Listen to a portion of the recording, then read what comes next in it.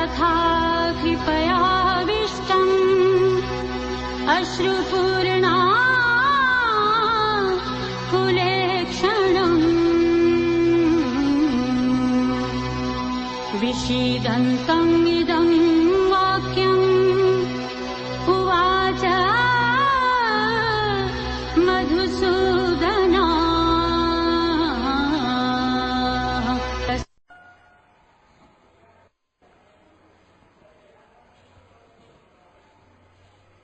श्रीमद् भगवद गीता द्वितीय अध्याय आत्मा की अमरता का सनातन तत्व। श्लोक 1। संजय ने कहा, इस प्रकार करुणा से अभिभूत अश्रुपूर्ण तथा व्याकुल नेत्रों वाले विषाद युक्त अर्जुन को श्री भगवान मधुसूदन ने यह वचन कहा।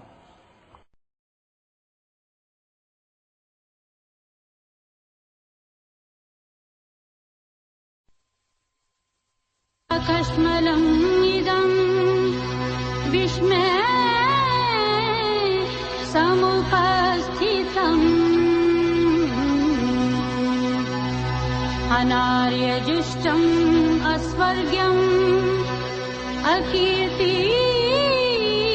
कर्म अर्जुन।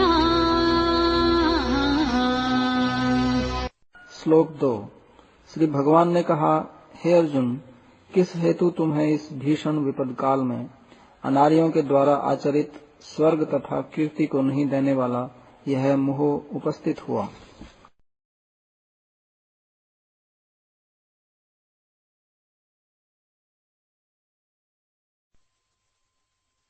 क्लैब्यम् आस्मगम् पार्थ नायतत्वी उपपद्यते क्षुद्रम् हृद्ये दौर्बल्यम् त्यक्त्वा उत्तिष्ठ परन्तप। श्लोक 3। हे पार्थ, तुम इस प्रकार नपुंसकता को मत प्राप्त हो, तुम्हें यह शोभा नहीं देता है। हे परंतप, तुम इस क्षुद्र हृदय की दुर्बलता का परित्याग करते हुए युद्ध के लिए खड़े हो।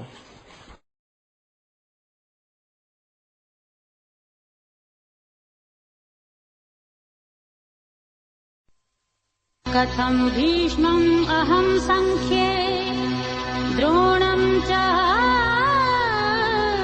मधुसूदन इषुभिः प्रतियोतस्यामि पूजार्हा अरिसूदन। श्लोक 4। अर्जुन ने कहा, हे शत्रु दमनकारी मधुसूदन, मैं किस प्रकार इस युद्ध में पूजनीय भीष्म पितामह एवं द्रोणाचार्य के विरुद्ध बाणों के द्वारा युद्ध करूंगा।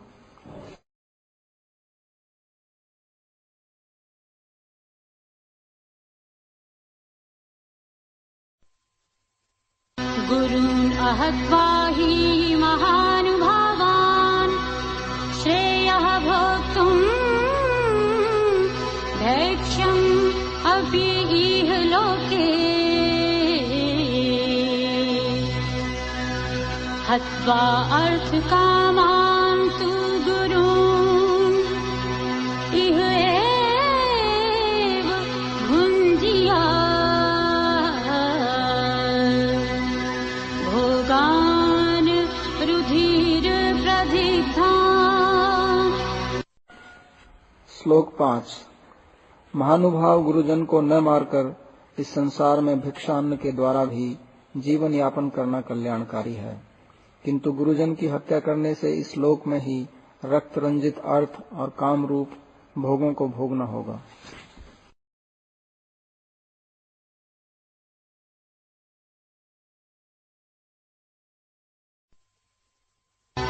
न च एतत् विद्यम् कतरन्न नागरीयः यद्धा जये यदि वा नः जयेयुः यान् एव हत्वा न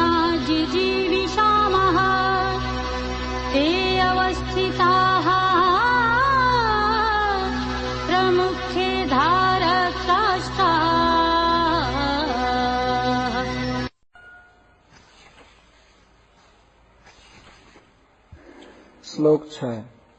हम लोगों के लिए युद्ध में जीतने या पराजित होने में क्या श्रेष्ठ है, मैं इसे नहीं समझ पा रहा हूँ, क्योंकि जिनकी हत्या कर हम जीवित भी नहीं रहना चाहते हैं, वे धृतराष्ट्र के पक्ष वाले युद्ध के लिए सामने खड़े हैं।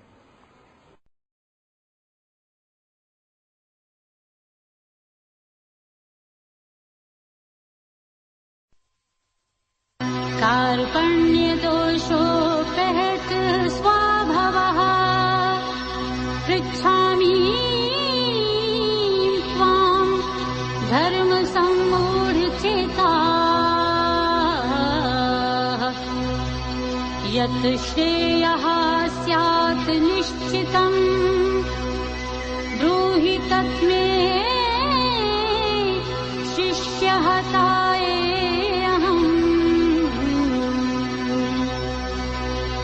शाधिमां त्वां प्रपन्नम्। श्लोक 7। स्वाभाविक शौर्य धर्म का परित्याग कर कायरता रूप धर्म से अभिभूत धर्म के निरूपण में मोहित चित्त वाला मैं आपको पूछता हूँ, मेरे लिए जो मंगलकारी है वह निश्चय कर आप कहें। मैं आपका शिष्य हूँ, अतः मुझ शरणागत को आप शिक्षा प्रदान करें।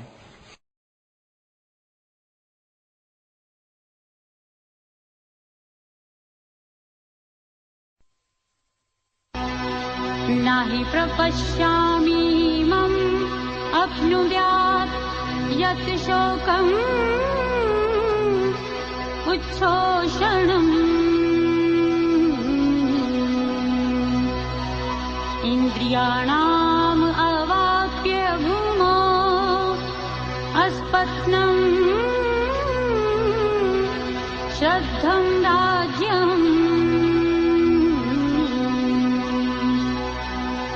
सुराणामपि च आधिपत्यम्। श्लोक 8।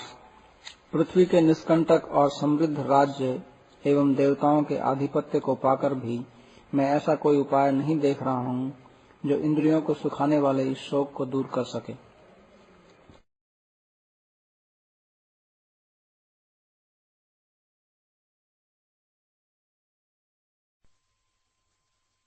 एवं उक्त्वा ऋषिकेशं गुडाकेशः परन्तप न योतस्येति गोविन्दम्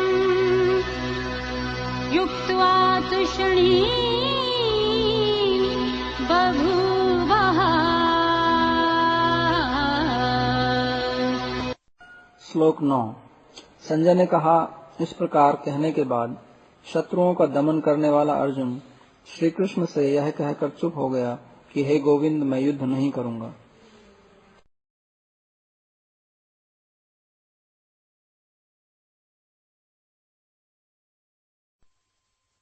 उवाच ऋषिकेशः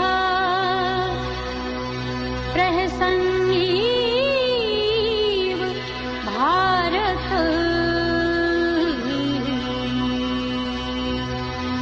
सेनयोः उभयोः मध्ये विषीदन्तम् इदं वचः।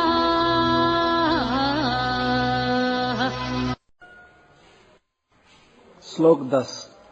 हे भरतवंशी धृतराष्ट्र, उस समय दोनों सेनाओं के बीच में शोकातुर अर्जुन से श्री कृष्ण ने मानो हंसते हुए यह वचन कहा।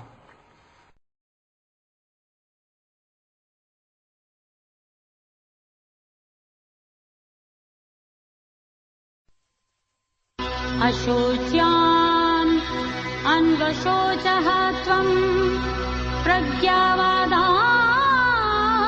च भाषसे गतासून् अगतासून् च न अनुशोचन्ति पंडिताः।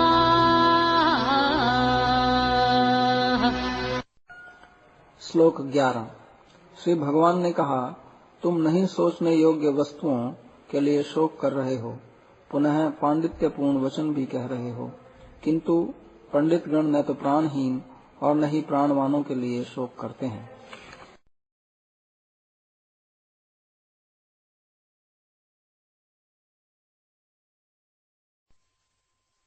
न तु एव अहं जातु न आसं न त्वं न इमे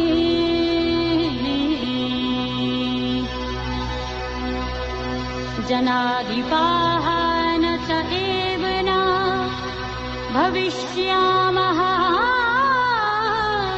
सर्वे वयं अताः परम्। श्लोक 12। ऐसा किसी काल में नहीं हुआ कि मैं नहीं था, तुम नहीं थे और ये सभी राजा लोग नहीं थे, और न ही भविष्य में ऐसा कभी होगा कि हम लोग नहीं रहेंगे।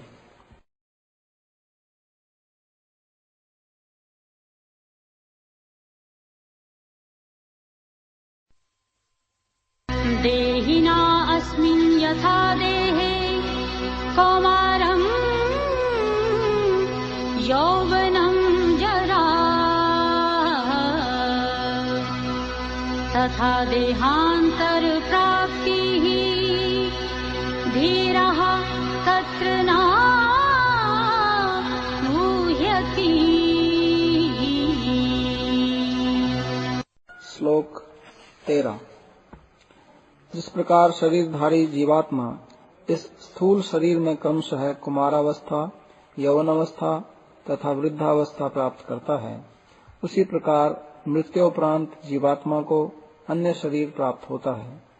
धीर व्यक्ति इस विषय में अर्थात शरीर के नाश एवं उत्पत्ति के विषय में मोहित नहीं होते हैं।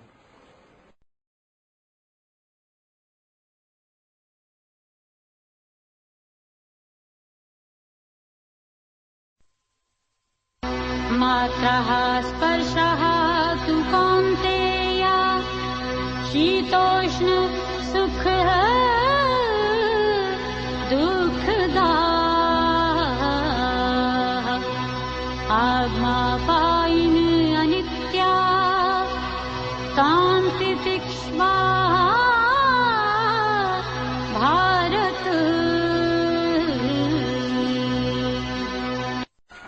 श्लोक 14। हे कुंती नंदन, इंद्रियों की वृत्ति के साथ विषयों के संयोग से सर्दी, गर्मी, सुख तथा दुख प्राप्त होते हैं। वे क्षणभंगुर एवं अनित्य होते हैं, अतः हे भारत, तुम उनको सहन करो।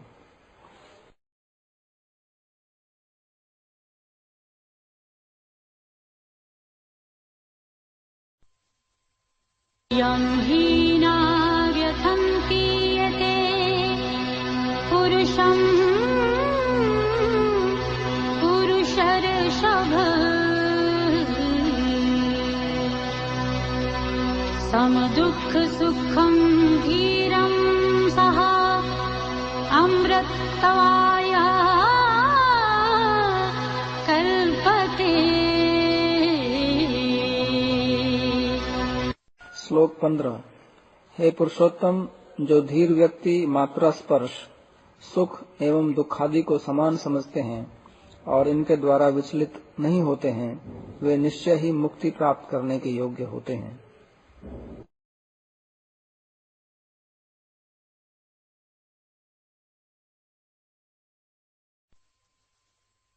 असतः विद्यते भावाः न अभावः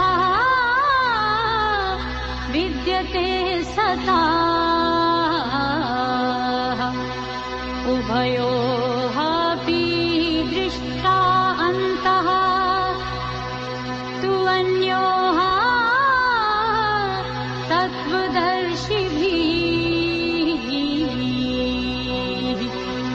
श्लोक 16। असत वस्तु की तो सत्ता नहीं है और नित्य वस्तु का विनाश नहीं है।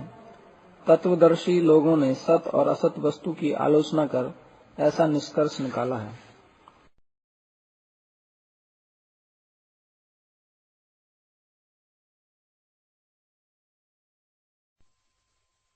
अविनाशी तद्विद्धि येन सर्वम् इदं कथम्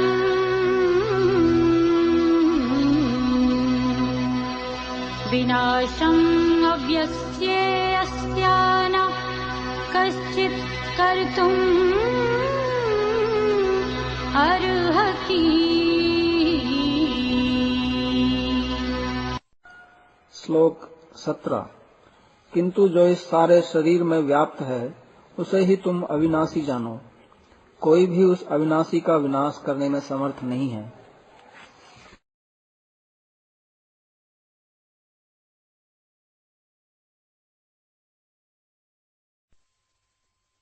अन्तवन्तः इमे देहाः नित्यस्य युक्ता शरीरिणा अनाशिनः प्रमेयस्य तस्मात् युध्यस्व भारत।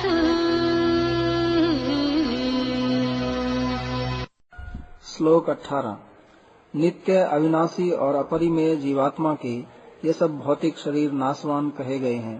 अतः हे अर्जुन, तुम युद्ध करो।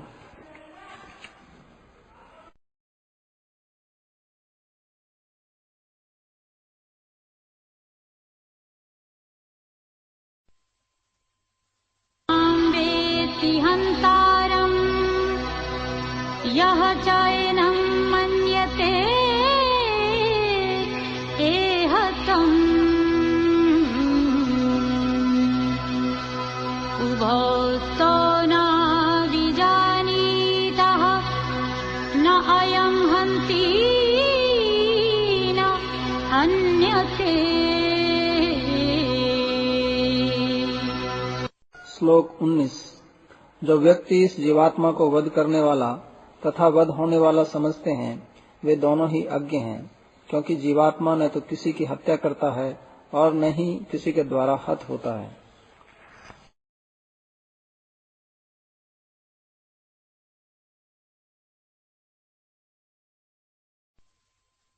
जायते म्रियते वा कदाचित् न अयं भूत्वा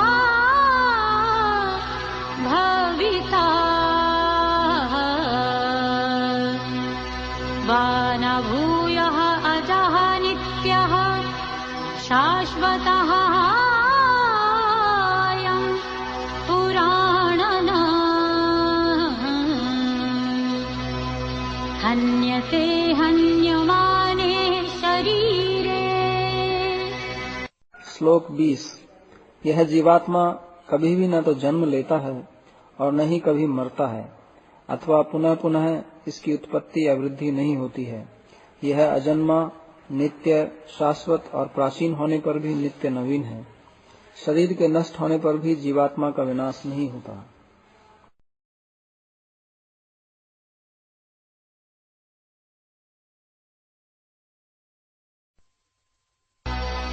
वेद अविनाशिनं नित्यं यः एनम्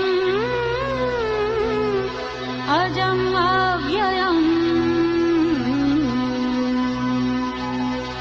कथं सः पुरुषः पार्थकम् घात्यति हन्तिकम्। श्लोक 21। हे पार्थ, जो व्यक्ति आत्मा को नित्य, अजन्मा, अव्यय और अविनाशी जानते हैं वे किस प्रकार किसी की हत्या करवाते या हत्या करते हैं।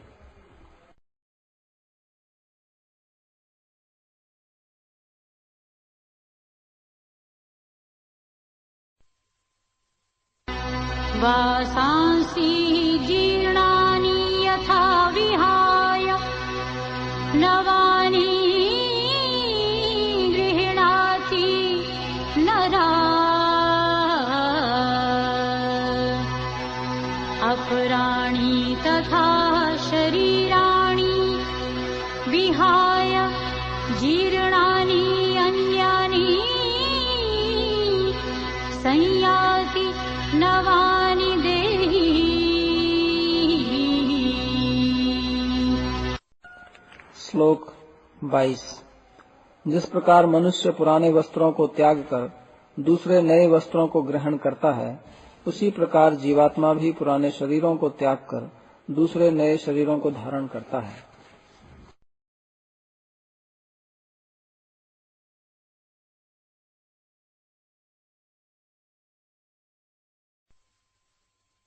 नायनं छिन्दन्ति शस्त्राणि नायनं दहति पावकाः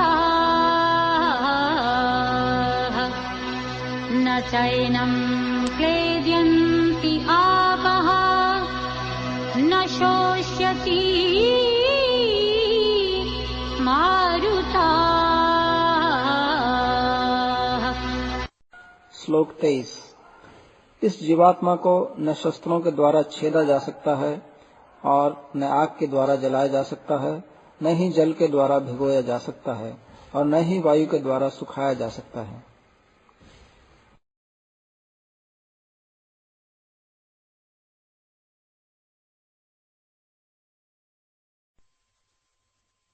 अच्छेद्यः अयम् अदाह्य अयम् अक्लेद्यः अशोष्यः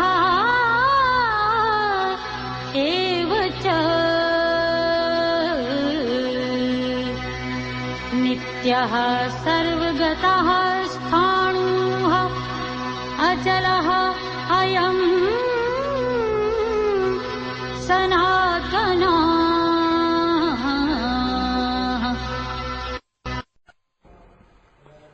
श्लोक 24। यह जीवात्मा अविभाज्य, अदाह्य, अक्लेद्य एवं अशोष्य है। यह नित्य, सर्वव्यापक, स्थायी, अचल एवं सनातन है।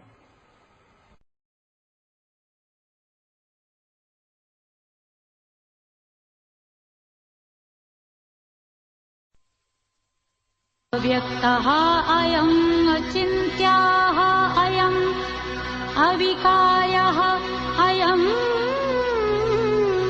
उच्यते। तस्मादेवं विदित्वायनं न अनुशोचितुम् अर्हसि।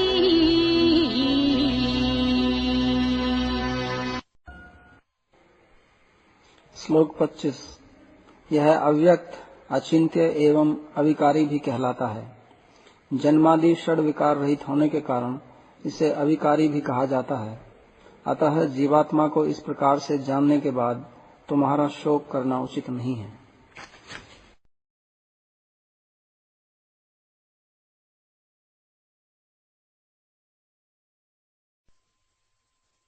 अथ चायनं नित्यजातं नित्यं वा मन्यसे मृतम् तथापि त्वं महाबाहो नायवं शोचितुम् अर्हसि। श्लोक 26। हे महाबाहो, और भी यदि तुम जीवात्मा को नित्य जन्म लेने वाला और नित्य मरने वाला मानते हो, तथापि तुम्हारा इस प्रकार शोक करने का कोई कारण नहीं है।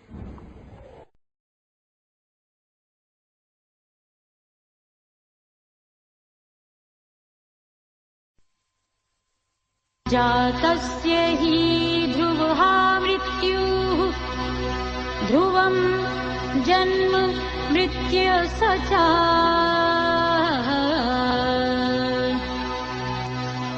तस्मात् अपरिहार्ये अर्थे न त्वं शोचितुम् अर्हसि। श्लोक 27। क्योंकि जिसने जन्म ग्रहण किया है उसकी मृत्यु निश्चित है और मृत व्यक्ति का जन्म भी निश्चित है। अतः इस अवश्यम भावी विषय में तुम्हारा शोक करना उचित नहीं है।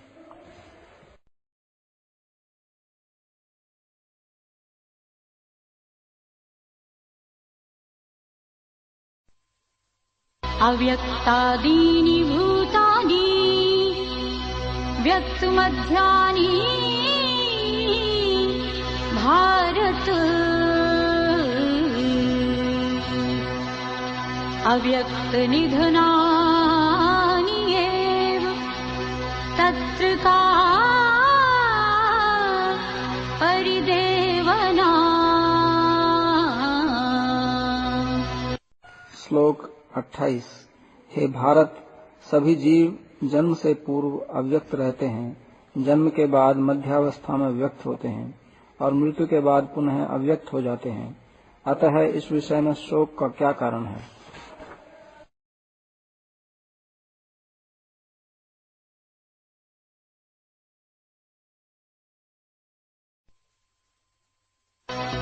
आश्चर्यवत् पश्यति कश्चिदेनम् आश्चर्यवत्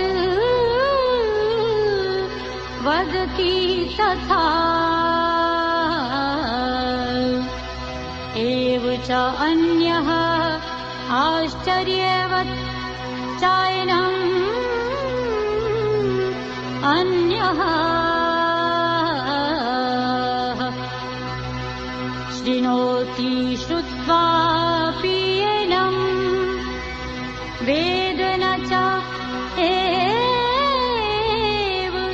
कश्चित्।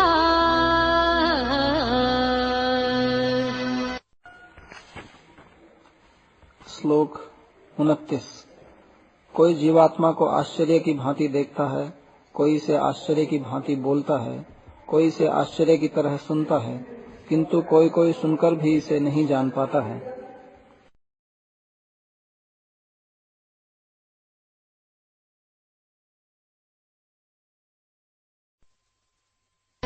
देहि नित्यम् अवध्य अयम् देहि सर्वस्य भारत तस्मात् सर्वाणि भूतानि न त्वं शोचितुम् अर्हसि।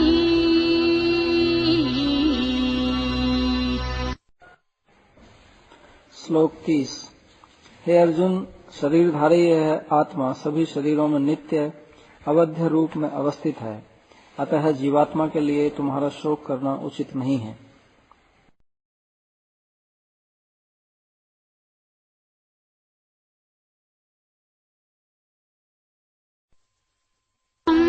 अपि चावेक्ष्य न विकम्पितुम्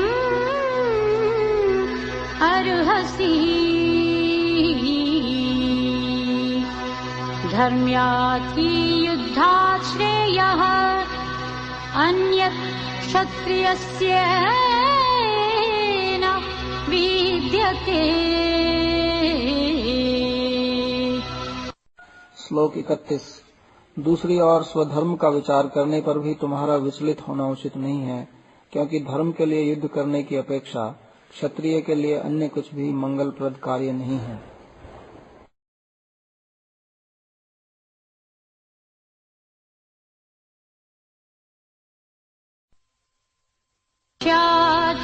उपपन्नम् स्वर्गद्वारम् अपावृतम् सुखिनः क्षत्रियाः पार्थ लभन्ते युद्धम् ईदृशम्। श्लोक 32। हे पार्थ, भाग्यवान क्षत्रियगण ही स्वर्ग के खुले द्वार के समान ऐसे युद्ध के अवसर को अनायास प्राप्त करते हैं।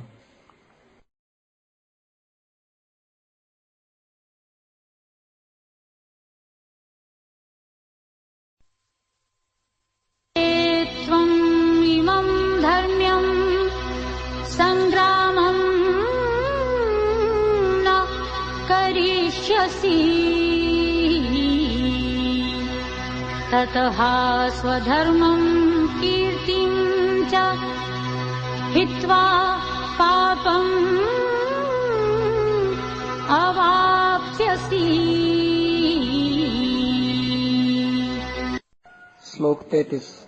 दूसरी ओर यदि तुम यह धर्म युद्ध नहीं करोगे तो स्वधर्म एवं कीर्ति को खोकर पाप का अर्जन करोगे।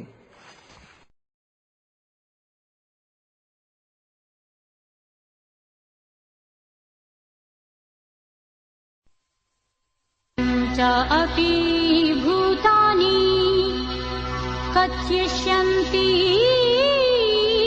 ते अव्यया सम्भावितस्येच अकीर्तिः मरणात् अतिरिच्यते। श्लोक 34। सभी लोग सदैव तुम्हारी अक्षय अकीर्ति की चर्चा करेंगे। सम्मानित व्यक्ति के लिए अपयश तो मरने की अपेक्षा भी अधिक कष्टदायक है।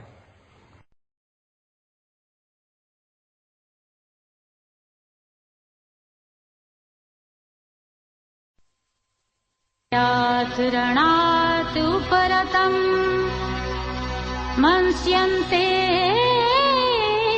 त्वाम् महारथाः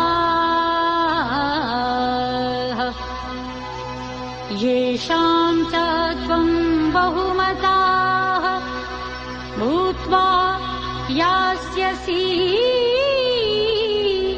लाघवम्। श्लोक 35। दुर्योधनादि महारथी तुम्हें भययुक्त होकर युद्ध से पलायन करने वाला समझेंगे, अतः जिनके निकट तुम इतने दिनों तक बहु सम्मानित हुए हो वे ही तुम्हें तुच्छ समझेंगे।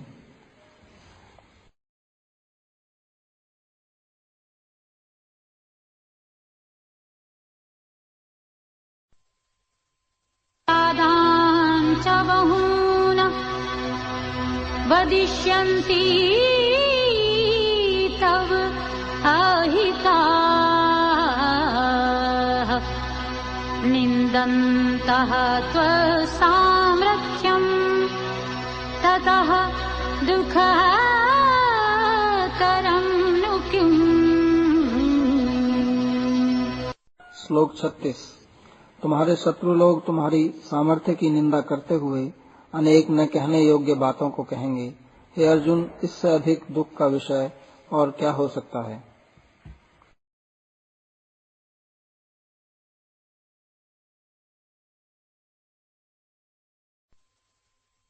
हवा प्रापस्यसि स्वर्गम् जित्वा वा भोक्ष्यसे महीम्।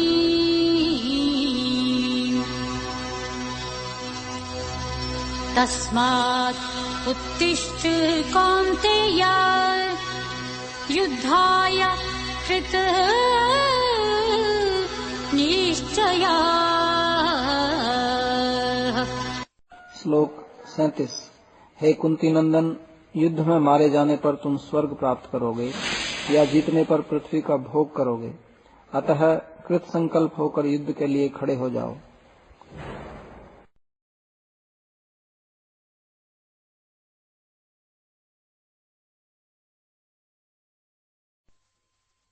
सुख दुःखे समे कृत्वा लाभालाभः जया जयो ततः युद्धाय युज्यस्व नाएवं पापम् अवाप्स्यसि। श्लोक 38। सुख दुख लाभ हानि एवं जय पराजय को समान जानते हुए तुम युद्ध के लिए तत्पर हो, इस प्रकार तुम्हें पाप नहीं लगेगा।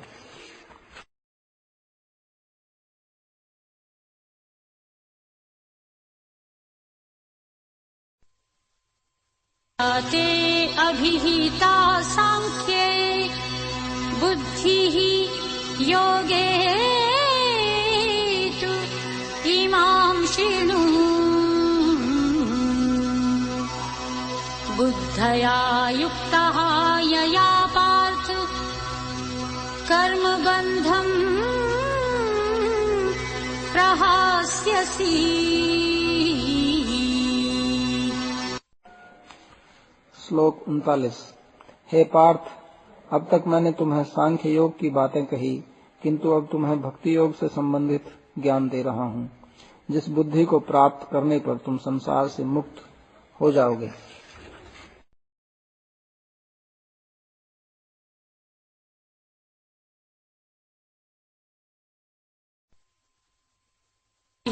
अभिक्रमनाशः अस्ति प्रत्यवाय न विद्यते। स्वल्पम् अपि यस्य धर्मस्य त्रायते महताः अभयात्। श्लोक 40। इस भक्ति योग में किया गया प्रयास न तो विफल होता है और न ही इससे कोई दोष होता है। इस अनुष्ठान का थोड़ा सा भी पालन संसार रूप महान भय से मुक्त कर देता है।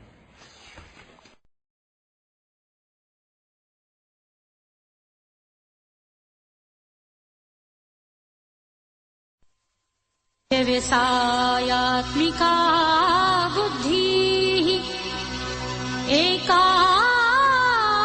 इह कुरु नन्दन। बहुशाखा हि अनन्ता च बुद्धया अव्यवसायिना।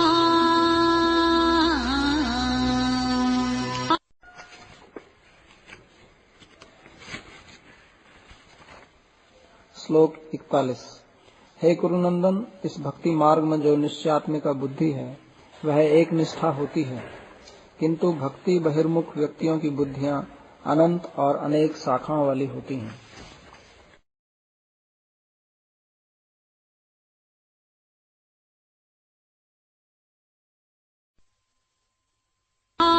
पुष्पितां वाचम् प्रवदन्ति अविपश्चिताः। वेदवादर्ताः पार्थना अन्यतास्ति इति वादिनाः। कामात्मानः स्वर्गपराः जन्म कर्म फलप्रदाम्। क्रिया विशेष बहुलाम् भोगैश्वर्या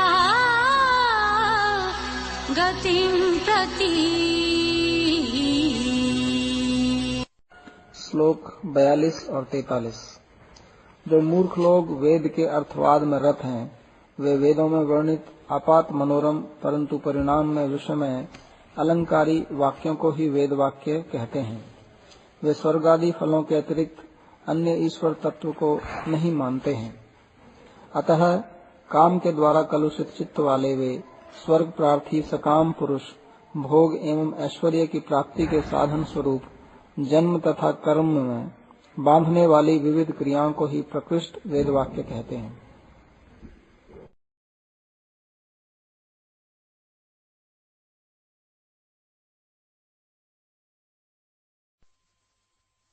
ऐश्वर्ये प्रसक्तानां त्याग अपहृत चेतसाम्। व्यवसायात्मिका बुद्धिः समाधा न विधीयते। श्लोक 44। उन मधु पुष्पित वाक्यों के द्वारा जिनका चित्त हर लिया जाता है, भोग तथा ऐश्वर्य में आसक्त वैसे व्यक्तियों की समाधि में अर्थात भगवान में निश्चयात्मिका बुद्धि नहीं होती है।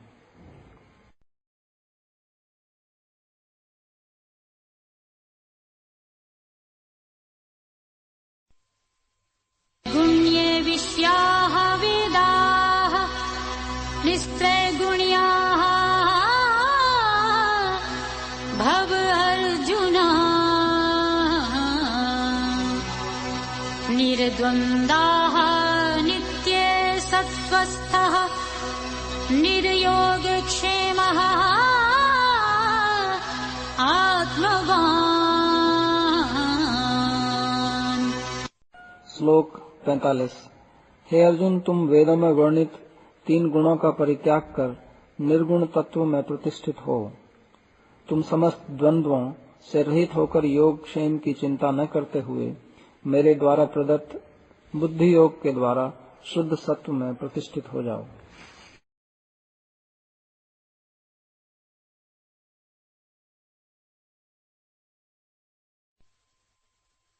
भवान् अर्थः उद्पाने सर्वतः सम्प्लुतोदके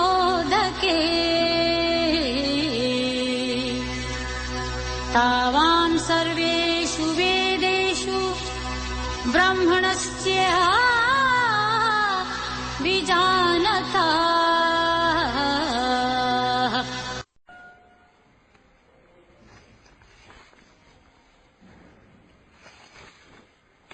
श्लोक 46। जिस प्रकार एक छोटे जलाशय के द्वारा जितना प्रयोजन सिद्ध होता है उतना प्रयोजन एक बड़े जलाशय के द्वारा अनायास ही सिद्ध हो जाता है, उसी प्रकार वेदों में वर्णित विभिन्न देवताओं की पूजा से जो भी फल प्राप्त होते हैं वे सभी फल वेद तात्पर्यविद भक्ति युक्त ब्राह्मणों को भगवत उपासना के द्वारा अनायास ही प्राप्त होते हैं।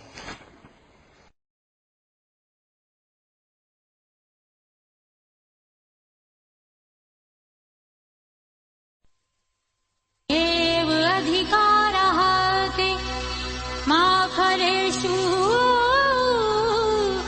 कदाचिन मा कर्मफल हेतुः भूः मा ते संगः अस्तु अकर्मणि।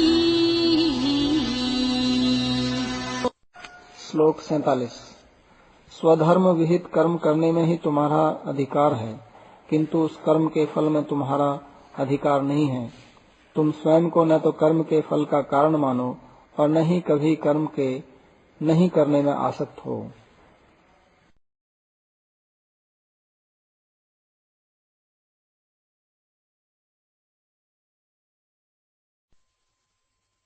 स्थः कुरु कर्माणि संगं त्यक्त्वा धनञ्जय सिद्ध्या सिद्ध्योः समः भूत्वा समत्वं योगः उच्यते। श्लोक 48।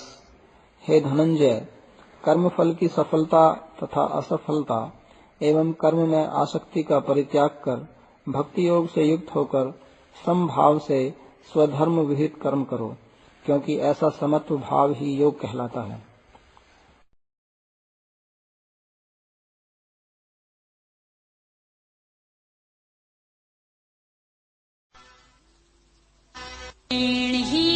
अवरं कर्म बुद्धियोगात् धनञ्जय बुद्धौ शरणम् अन्वच्छ कृपणः फलहेतुवाः। श्लोक 49। हे धनंजय, क्योंकि काम्य कर्म भगवद अर्पित निष्काम कर्मयोग से अत्यंत ही निकृष्ट है, अतः तुम निष्काम कर्मयोग का आश्रय ग्रहण करो। फल की कामना वाले कृपण होते हैं।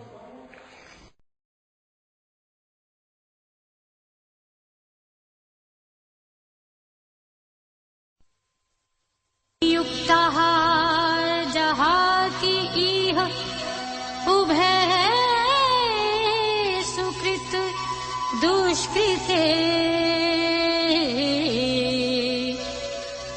तस्मात् योगाय युज्यस्व योगः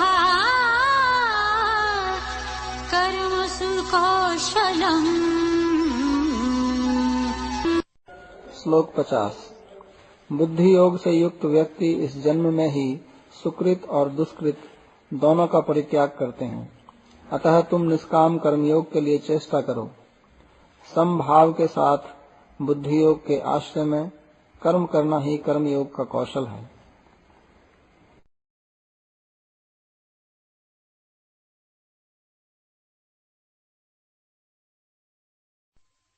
बुद्धियुक्ताः हि फलम् त्यक्त्वा मनीषिणाः जन्मबन्ध विनिर्मुक्ताः पदं गच्छन्ति अनाम्ययम्। श्लोक 51। बुद्धि योग से युक्त पंडित गण कर्म जनित फल को त्याग कर जन्म बंधन से मुक्त हो जाते हैं और अनामय पद को प्राप्त करते हैं।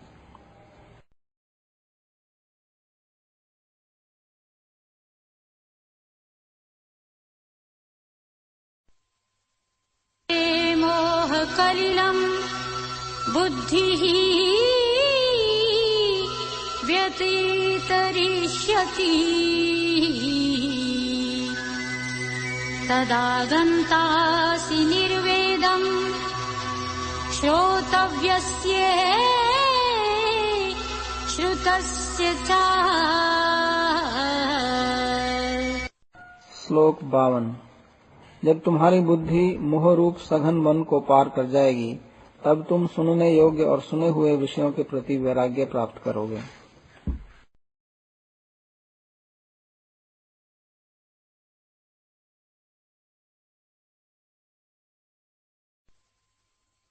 विप्रतिपन्ना ते यदा स्थास्यति निश्चला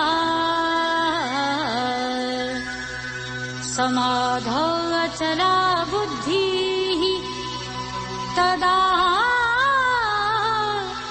योगम् अवाप्स्यसि। श्लोक 53। जब तुम्हारी बुद्धि नाना प्रकार के लौकिक और वैदिक अर्थों को सुनने से विरक्त हो जाएगी एवं अन्य आसक्ति से रहित होकर परमेश्वर में स्थिर हो जाएगी तब तुम योग फल लाभ करोगे।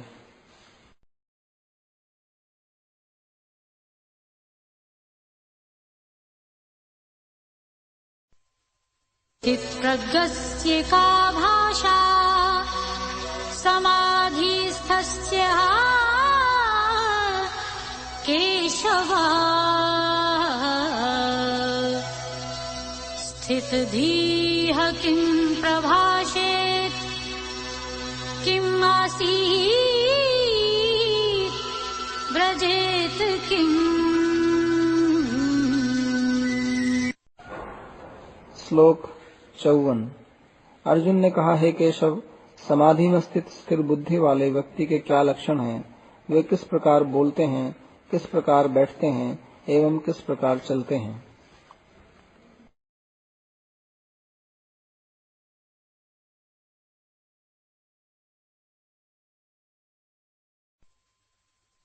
हाति यदा कामान् सर्वान् पार्थ मनोगतान् आत्मनि एव आत्मना तुष्टाः स्थितप्रज्ञाः तदुच्यते। श्लोक 55। श्री भगवान ने कहा, हे पार्थ, जब वे मन की समस्त कामनाओं का परित्याग कर देते हैं और निग्रह किए हुए मन में ही आनंद स्वरूप आत्मा के द्वारा तुष्ट होते हैं तब वे स्थित प्रज्ञ कहलाते हैं।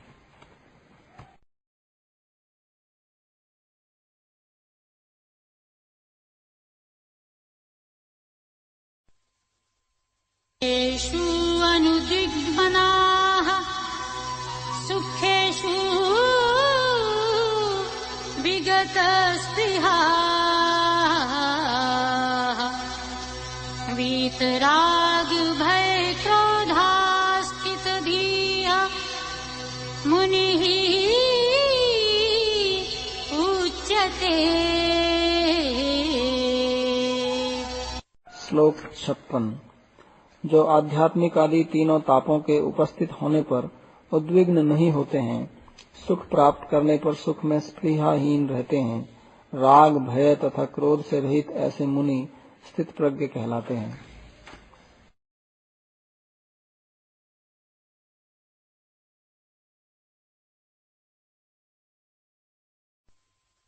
सर्वत्र अनिभि स्नेह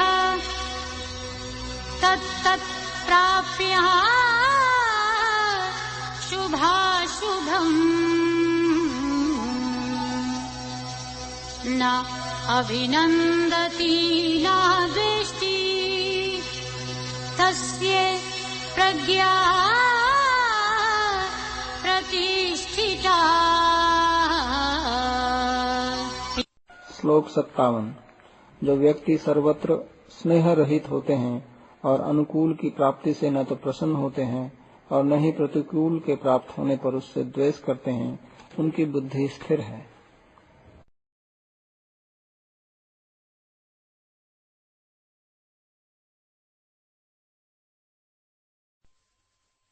असंहर्ते च अयं कुर्मः अंगानि इव सर्वशः इन्द्रियाणि इन्द्रियार्थेभ्यः तस्य प्रज्ञा प्रतिष्ठिता। श्लोक 58। कछुआ जिस प्रकार अपने अंगों को इच्छानुसार अपने कवच के अंदर कर लेता है, उसी प्रकार जब ये मुनि भी अपनी इंद्रियों को इंद्रिय ग्राह्य विषयों से खींच लेते हैं, तब वे स्थित प्रज्ञ कहलाते हैं।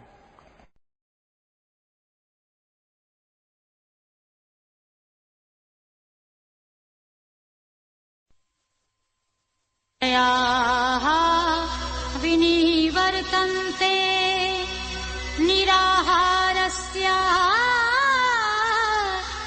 देहिनाः रसवर्जं रसः पीयस्य परमं दृष्ट्वा निवर्तते। श्लोक 59। इंद्रियों के द्वारा विषयों को नहीं ग्रहण करने वाले देहाभिमानी व्यक्ति के विषय समूह तो निवृत्त हो जाते हैं, परंतु विषयों के प्रति उसका जो राग है वह निवृत्त नहीं होता है। दूसरी ओर परमात्मा के दर्शन से स्थित प्रज्ञ व्यक्ति का विषयों के प्रति जो राग है उसकी भी निवृत्ति हो जाती है।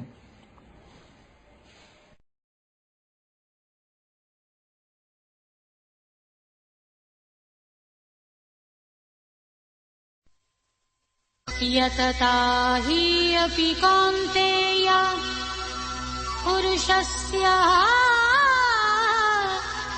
विपश्चिता इन्द्रियाणि प्रमाथीनि हरन्ति प्रसभं मनः। श्लोक 60। हे अर्जुन, क्योंकि क्षोभ उत्पन्न कर देने वाली ये इंद्रियां मोक्ष के लिए यत्नशील विवेकी पुरुष का भी मन बलपूर्वक हर लेती हैं।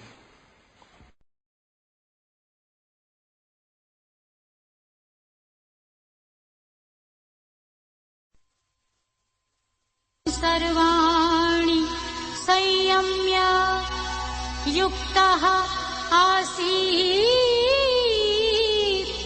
मत्पराः वशे हि यस्य इन्द्रियाणि तस्य प्रज्ञा प्रतिष्ठिता। श्लोक 61। इसलिए वे मेरे परायण भक्ति योगी होकर इंद्रियों को संयमित कर मेरे आश्रित होकर अवस्थान करें, क्योंकि जिनकी इंद्रियां वश में हैं उनकी ही बुद्धि स्थिर है, अर्थात वे ही स्थित प्रज्ञ हैं।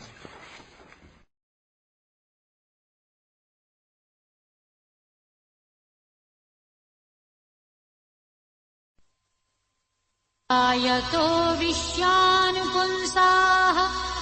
संगः तेषु उपजायते संगात् संजायते कामः कामात् क्रोधः अभिजायते।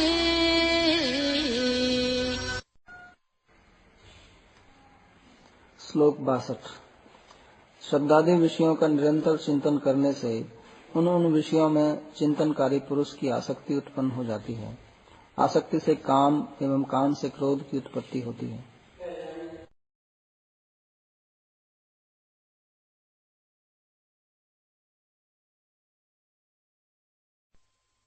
धातु भवति सम्मोहः सम्मोहात् स्मृति विभ्रमः स्मृति भ्रंशात् बुद्धिनाशाः बुद्धिनाशात् प्रणश्यति। श्लोक 63। क्रोध से सम्मोह, सम्मोह से स्मृति का नाश, स्मृति नाश होने से बुद्धि का नाश और बुद्धि नाश होने से सर्वनाश होता है, अर्थात वह पुनः भव सागर में पतित हो जाता है।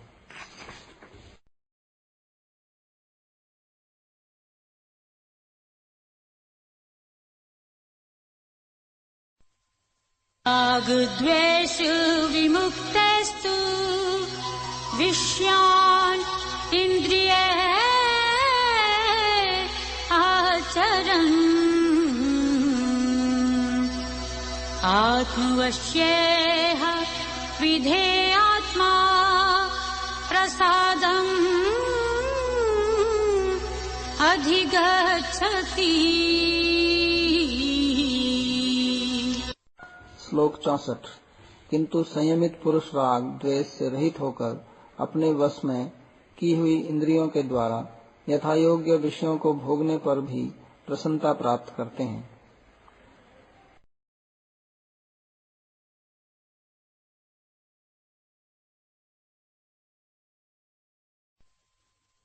प्रसादे सर्व दुःखानां हानिः अस्य उपजायते प्रसन्नचेतसः हि आशु बुद्धिः प्रयव्यतिष्ठते। श्लोक 65। प्रसन्नता प्राप्त होने पर उन विधेय आत्मा पुरुष के सभी दुख दूर हो जाते हैं और उन प्रसन्न चित्त व्यक्ति की बुद्धि शीघ्र ही सर्वतोभावेन अभीष्ट प्राप्ति में स्थिर हो जाती है।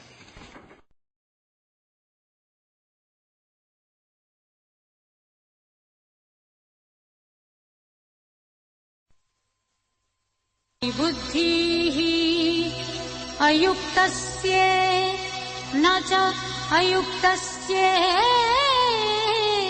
भावना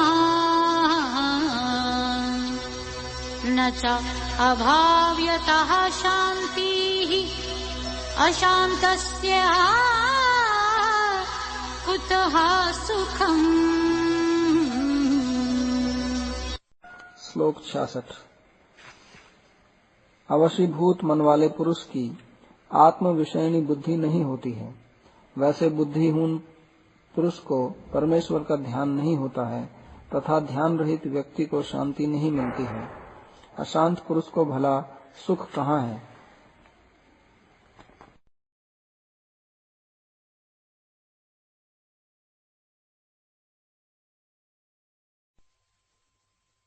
याणाम हि चरताम यत् मनः अनुविधीयते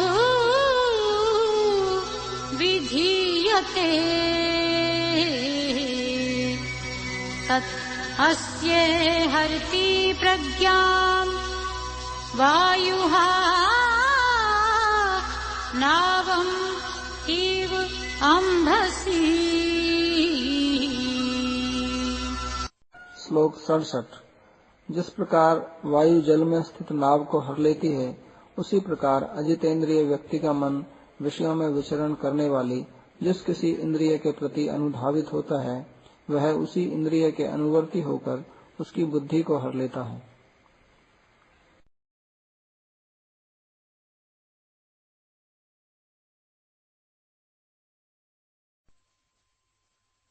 यस्य महाबाहो निगृहीतानि सर्वशः इन्द्रियाणीन्द्रियार्थेभ्यः तस्य प्रज्ञा प्रतिष्ठिता। श्लोक 68। अतएव हे महाबाहो, जिनकी इंद्रियां इंद्रिय ग्राह्य विषयों से सभी प्रकार से निगृहित हैं, उनकी बुद्धि स्थिर है, अर्थात वे स्थित प्रज्ञ हैं।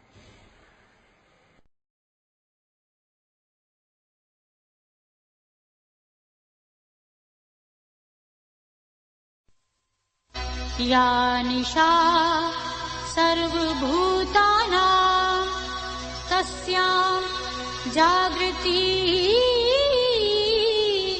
संयमी यस्यां जागृति भूतानि सा निशा पश्यतामुने। श्लोक 69। जो आत्म विषयनी बुद्धि जड़मुग्ध सर्वसाधारण जीवों के लिए रात्रि के समान है, स्थित प्रज्ञ व्यक्ति उसमें जागृत रहते हैं, और जिस विषय प्रवणा बुद्धि में साधारण जीव जागृत रहते हैं, तत्वदर्शी मुनि के लिए वही रात्रि के समान है, अर्थात वे निर्लिप्त भाव से यथा योग्य विषय स्वीकार करते हैं।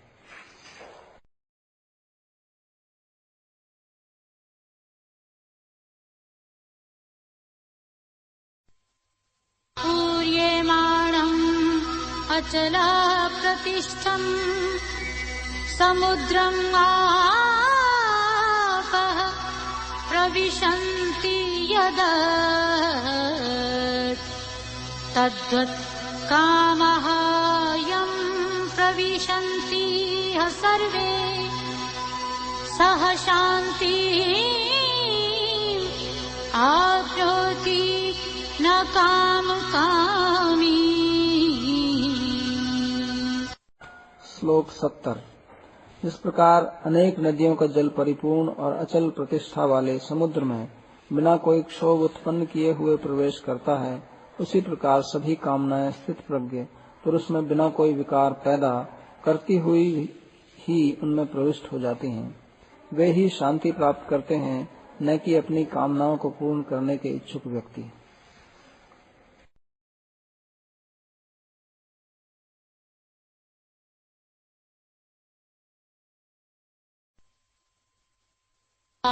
कामान् यः सर्वान् पुमान् चरति निःस्पृहः निर्ममः निरहङ्कारः सः शान्तिम् अधिगच्छति। श्लोक 71। जो पुरुष सभी कामनाओं का परित्याग करते हुए स्पृहा शून्य, अहंकार रहित और ममता शून्य होकर विचरण करते हैं, वे शांति प्राप्त करते हैं।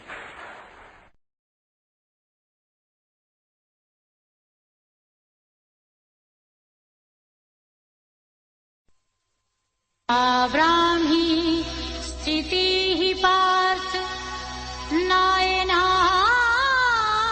प्राप्य विमुह्यति स्थित्वा अस्याम् अन्तकाले अपि ब्रह्म निर् भवति।